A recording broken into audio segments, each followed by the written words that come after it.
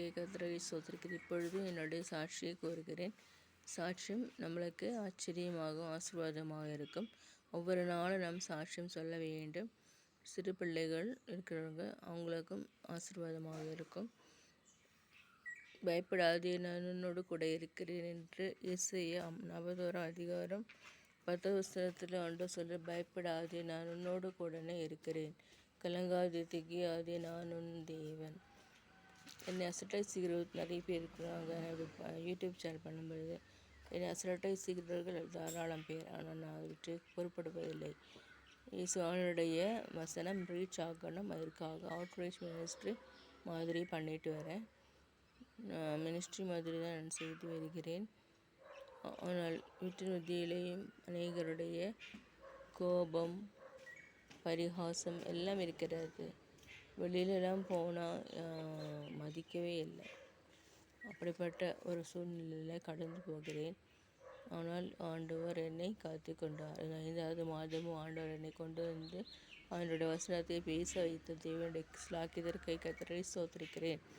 இங்கே சிறு பிள்ளைகள் உண்டு. எங்கள் வீட்டில் தம்பி பசங்க நல்லா படிப்பார்கள். அவர்களும் தேவனுடைய வழி நடக்க வேண்டும். அதற்காக நான் ஜெபிக்கிறேன். அதே போல் இந்த நாட்களிலும் இருக்கிற எல்லா பிரச்சனைகளும், போராட்டங்களும், தோல்விகளும் மறைவதாக. ஒரு நாளும் கர்த்தர் நடத்துவாராக.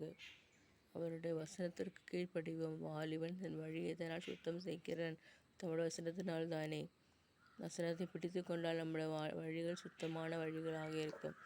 ஆண்டவருடைய வசனத்தை விட்டு விலகுமானால் நம் பாதி கரடுமுரடாக மாறிவிடும். ஒரு நடுவேல போகாமல் ப்ராட்வேல போயிட்டு இருக்கிறோம். உலக பிரகாரமான வாழ்க்கையை விட்டு விடுவோமாக. உலக பிரகாரமான மனிதர்களை விட்டு விடுவோமாக. ஆவிக்குரிய நண்பர்களை எடுப்போமாக. ஆவிக்குரிய மனிதர்களை நேசிப்போமாக.